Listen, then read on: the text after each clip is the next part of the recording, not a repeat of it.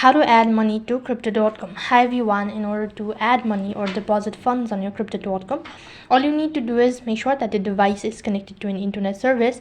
And then to begin with, first thing first, go ahead and log in into your crypto.com. And to begin with, all you have to do is first of all open up or log in into your crypto.com. So once you're logged in, that's going to take you to the home page. Because of some security concern, the correct interface won't appear, so I'm going to use a web browser.